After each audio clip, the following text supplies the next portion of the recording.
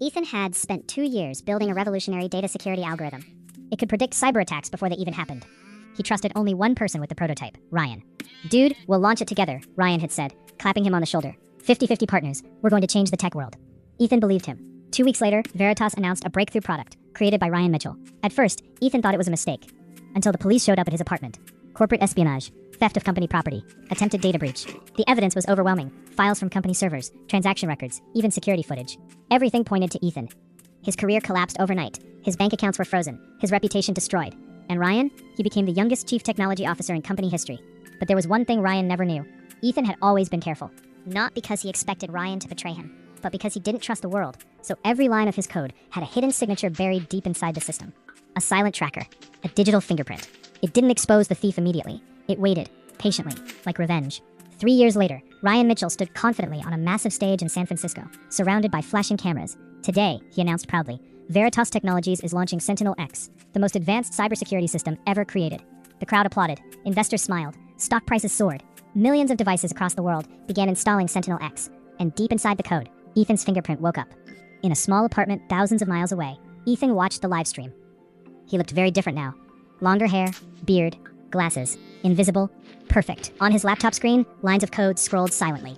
3 years, he whispered. Click.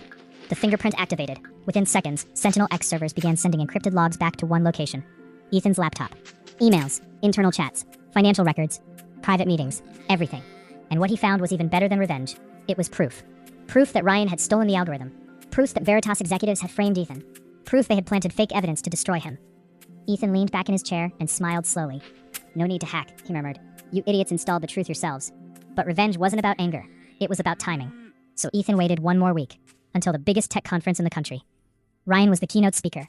Thousands of people attended. Millions watched online. The perfect stage. "Technology," Ryan said confidently on stage, "is about trust."